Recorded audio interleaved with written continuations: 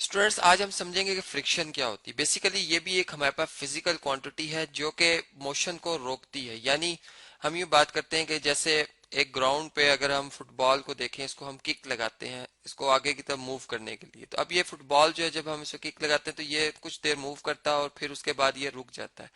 अब ये क्यों रुका? इसको तो मूव करते रहना चाहिए था। इसका मतलब कि इसको कोई फोर्स लग रही थी जो कि इसमें डिसलरेशन प्रोड्यूस कर रही थी। यानी अगर हम न्यूटन सेकंड लॉ को यहाँ पे अप्लाई करें तो यहाँ से हमें पता चलता है कि वो फोर्स जो है वो आखिर कहाँ से जनरेट हो रही होगी या किस वजह से जनरेट हो रही होगी। तो हमने ये देखा कि वो फोर्स जो है बेसिकली जो इस फुटबॉल की सरफेस और इस ग्राउंड की सरफेस का एक कांटेक्ट है, इसकी वजह से, जिसे हम कांटेक्ट फोर्स भी कहते हैं। यानी हमने देखा यहाँ पर के जो सबसे बड़ा रोल अदा कर रही है फ्रिक्शन, या अपनी यानी हम कह सकते हैं कहाँ से बन रही है, वो इस कांटेक्ट जो ये फोर्स है इसकी वजह से, जिसे हम कहेंगे कांटेक्ट फोर्स जो है ये हमारे पास ये क्या होती है जी? फ्रिक्शन होती है। और दूसरी बात, अगर हम एयर पार्टिकल्स को देख लें तो एयर पार्टिकल्स भी जो है उस तक मोशन को रोक रहे हैं। यानी अगर अगर हम इस बात को इस तरह से लें कि अगर हम एक बाइक चला रहे हो और साइकिल चला रहे हो तो हमें वो एयर पार्टिकल्स जो कि हम आम वॉकिंग में जब मूव कर रहे होते तो हमें नहीं महसूस होते, लेकिन बाइक में वो बहुत ज्यादा महसूस होते हैं। यानी हमें ये पता चल रहा है कि जो मोशन को रेजिस्ट करती है फोर्स, वो होती है जी फ्रिक्शन, जो कि एक वेक्टर क्वांटिटी है। और फिर इसके भी यूनिट जो होंगे वो न्यूटन ही होंगे, क्योंकि जैसे फोर्स के यूनिट जो है वो न्यूटन है। अब इसको हम कैपिटल एफ से भी जाहिर कर सकते हैं और इसे हम जो है वो स्मॉल एफ से भी जाहिर करते हैं। यानी नॉर्मली जो हम फ्रिक्शंस जो हम डिस्कस करते हैं उसमें हम स्मॉल एफ से फ्रिक्शन के लिए यूज कर रहे होते हैं। अब हम ये बात देखी कि अगर मोशन को रोकना है तो फ्रिक्शन उसको उसमें जो है वो अहम रोल अदा करी। लेकिन क्या हमेशा रोकने के लिए ही फ्रिक्शन काम आती है? नहीं। अगर हम इस बात को अब यूं लें कि एक पर्सन जो कि ग्राउंड पे चल रहा है, अगर आप देखें तो इसके जो पाँव और इसकी पाँव की यानी कांटेक्ट है इसकी जमीन के साथ, दोनों की सरफेसेस इन कांटेक्ट है। और जितनी हमारी सरफेस जो है, ये दोनों सरफेस जितनी रफ होंगी उतनी ज्यादा इनमें जो एक स्ट्रॉन्ग में कहूँगा कांटेक्ट होगा, जिससे कि फिर अगर ये पर्सन अगर पीछे की तरफ एक्शन करता है, एक फोर्स लगाता है, तो रिएक्शन में वही फोर्स इसको आगे की तरफ लगती है और ये बड़ी आसानी से ग्राउंड पे मूव कर सकता है। लेकिन अगर मैं यही बात जो है वो एक आइस पर ले आऊं और एक बंदा जो है, यही बंदा अगर आइस पे चल रहा हो, ये चले मैं इसको आइस के लिए ब्लू शेड कर रहा हूँ, तो अब क्या होगा कि पर्सन जब पीछे जब फोर्स लगाएगा तो रिएक्शन के तौर पर जब आगे की तरफ फोर्स लगनी लगनी है, लेकिन अब वो जो कांटेक्ट नहीं है उससे ये प्रॉपर सही तरीके से मूव नहीं कर पाएगा और इसको अपने आप को बैलेंस करना बहुत मुश्किल हो जाएगा। यानी वहां पर हमारे लिए मूव करना बड़ा टफ हो जाता है। यानी इसी बात को हम यूं यूं भी ले सकते हैं कि हम एक टेबल ले लें जो कि हमें बहुत स्मूथ नजर आ रही है, यानी हमें लगता है कि बहुत शाइनिंग है, बहुत इसको पॉलिश किया हुआ है, ठीक है, एक लकड़ी की टेबल ले लें। और दूसरी तरफ हम एक जो है वो आइस का एक ब्लॉक ले लेते हैं। चले मैं इसको ब्लू कलर कर देता हूँ, आइस का एक ब्लॉक ले लेते हैं इधर।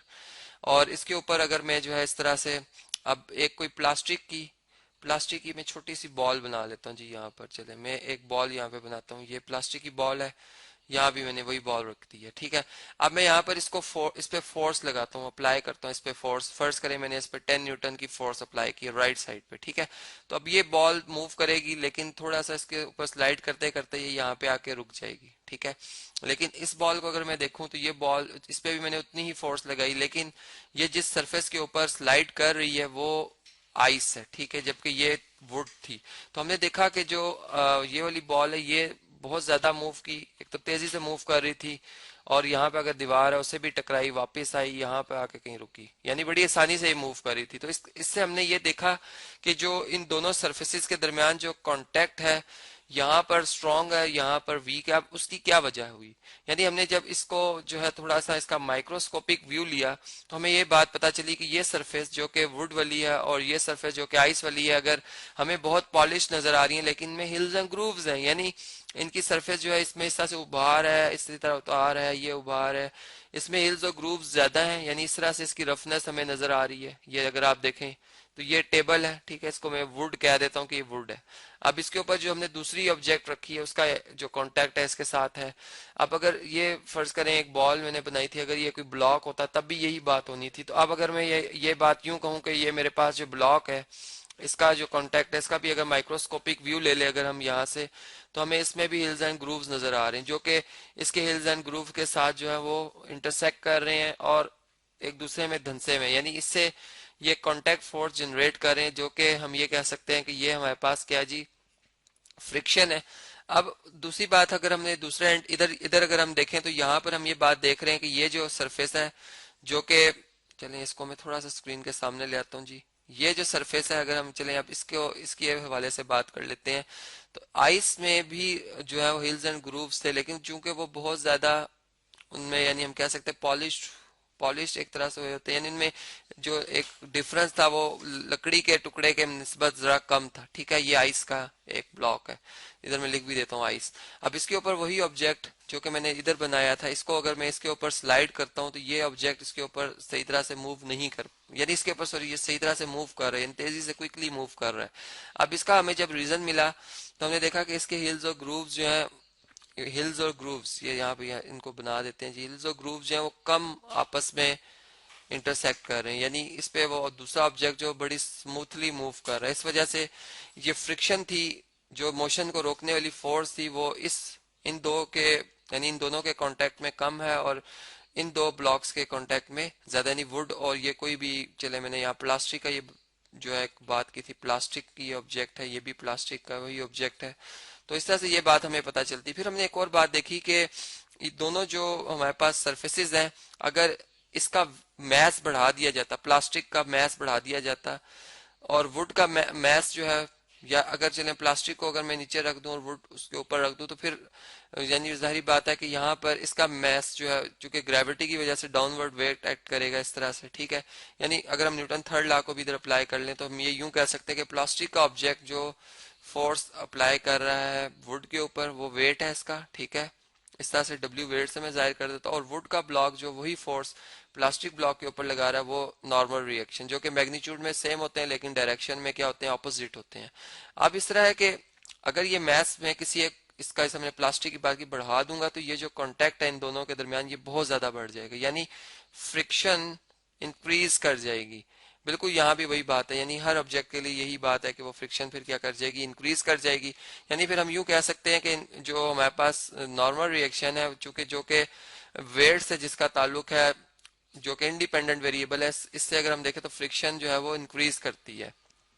और अगर मैं यहाँ पर एक कांस्टेंट ऑफ प्रोपोर्शनैलिटी का साइन ले आऊं, यानी यहाँ पर इक्वालिटी का साइन ले आऊं और इधर मुझे कांस्टेंट प्रोपोर्शनैलिटी लिख दूं, तो ये म्यू आ जाएगा, म्यू आर। यानी म्यू जो है बेसिकली एक रेशियो है हमारे पास जिसके कोई यूनिट नहीं होंगे, जो कि फ्रिक्शन ओवर आर के इक्वल होगी। लेकिन अब इस पूरे सिस्टम में एक जैसी फ्रिक्शन नहीं रहेगी। हमने बात ऑब्जर्व की कि जब मैं इस ब्लॉक को इसके ऊपर, प्लास्टिक ब्लॉक को वुड के ऊपर स्लाइड कर रहा था, मैं इस पे फोर्स लगा था, फर्स्ट कर मैंने 6 न्यूटन की फोर्स लगाई, ये ब्लॉक मूव नहीं किया।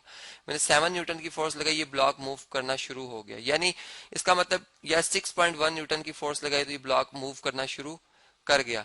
इसका मतलब कि 6 न्यूटन तक जो फोर्स इसे मैक्सिमम रोक रही थी, फ्रिक्शन वाली फोर्स, उसे मैं कहूंगा कि ये स्टैटिक फ्रिक्शन की मैक्सिमम वैल्यू, यानी स्टैटिक फ्रिक्शन तो शुरू से ही रही, लेकिन जो अपनी उसकी मैक्सिमम वैल्यू आई है स्टैटिक फ्रिक्शन की, वो हमारे पास कितनी आ रही है जी, वो 6 आ रही है। तो वो हमारे पास कहलाती है लिमिटिंग फ्रिक्शन। यानी वो फ्रिक्शन, अब मैं यूं बात करूंगा कि वो फ्रिक्शन जो कि एक बॉडी अगर रेस्ट में है, उसके उस दौरान जो फ्रिक्शन मौजूद होती है, जब हम फोर्स अप्लाई कर रहे होते हैं, वो कॉन्स्टेंटली उसको रोक रही होती है मूव करने से, वो कहलाती है स्टैटिक फ्रिक्शन। ठीक है, और वो इंक्रीज करती है जैसे जैसे हम फोर्स बढ़ा रहे थे, उसी के साथ साथ वो बढ़ी थी, लेकिन उसकी एक लिमिट होती है और वो है लिमिटिंग फ्रिक्शन। यानी लिमिटिंग फ्रिक्शन जब वो लिमिट क्रॉस हो जाती है तो फिर वो स्टैटिक फ्रिक्शन का रोल खत्म हो जाता है। अब वो फ्रिक्शन जो है, जो कि अब सिस्टम में इन दोनों के दरमियान थी, जो कि एक रेशियो जो मैंने बता दिया, कोफिशिएंट एक एग्जिस्ट कर रहा रेशियो, अब वो पहले की निस्बत कम हो जाता है। अब वो क्यों कम हो जाता है, उसका रीजन हमें यहाँ से मिलता है कि ये जो हिल्स और ग्रूव्स आपस में मिले हुए थे,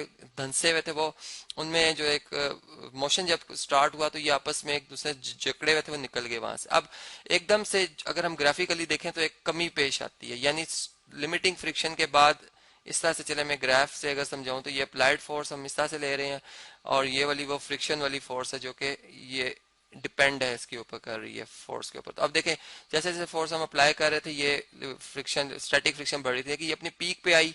अब ये यानी मोशन स्टार्ट हो गया यहाँ से, तो जो ये यहाँ तक जो है ये हमारे पास म्यू, सॉरी इसको मैं एफ एस कहूंगा, स्टैटिक फ्रिक्शन। लेकिन इसके बाद अगर हम देखें तो ये फ्रिक्शन अब कम हुई और फिर कांस्टेंट उतनी ही रही। यानी ये इसलिए रही कि फिर स्लाइड करें हम दोनों ऑब्जेक्ट्स को तो वो आपस में, उनमें जो हिल्स और ग्रूव्स हैं, फिर वो ایک ہی ریشو سے، ایک ہی طریقے سے وہ جو ہے وہ یعنی ایک دوسرے میں کونسائڈ رہیں گے، اس لیے ہم اسے کہیں گے کہ یہ ہمارے پاس کیا جی کائنیٹک فرکشن ہے، جو کہ اسٹیٹک فرکشن سے کیا ہوتی ہے جی کم ہوتی ہے، اور اسی طرح اس کا کوفیشنٹ جو ہے وہ بھی اس سے کم ہوتا ہے۔